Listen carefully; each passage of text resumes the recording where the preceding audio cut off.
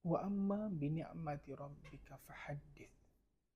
Sesungguhnya dengan nikmat yang kita terima, kita kena nyatakan, kita kena ingatkan diri kita. Ini antara cara untuk kita ajar diri kita untuk bersyukur. Ini antara cara untuk kita mengajar hati kita untuk lebih tenang bila kita gundah gulana. Kita tengok balik kan, mungkin kita rasa kita susah sekarang ni, kita rasa kita banyak cabaran hidup dan sebagainya. Tapi cuba recall balik, banyaknya nikmat yang kita ada sebenarnya. Berapa banyak pun susah kita rasa, ada orang yang lebih susah daripada kita.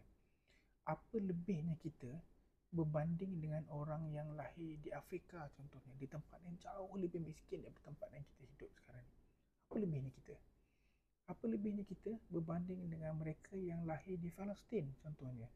Kan kita rasa kat sini, kita rasa macam kita nak pergi Palestin, tapi saya pernah sampai sana, saya tahu bila kita sampai sana di Gaza tu, perasaan dia berbeza, rasa dia berbeza. Kat sini kita rasa nak mati syahid kan, sampai sana Allah, perasaan dia jauh berbeza.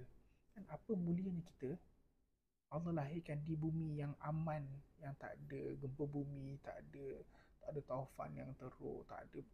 Malaysia ni di antara bumi yang selamat daripada banyak musibah kan. Apa lebihnya kita berbanding dengan mereka yang lahir di sana kan.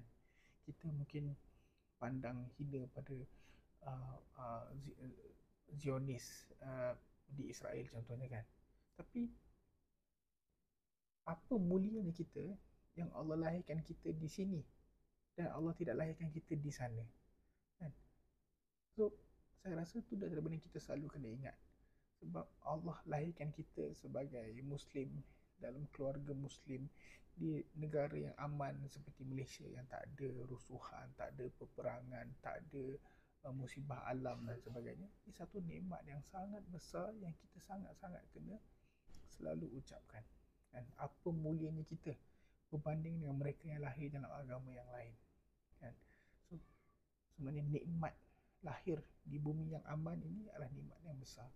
Nikmat lahir dalam keluarga Muslim, nikmat yang sangat-sangat besar. So berapa susah pun kita, ada orang lebih susah lagi daripada kesusahan yang kita hidup sekarang ini.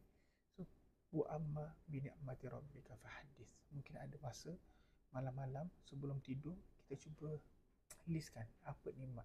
Ya Allah, aku mampu bernafas, aku mampu hidup, aku masih mampu melihat. Ada orang Allah tarik nikmat penglihatan dia, ada orang Allah tarik nikmat kesihatan dia.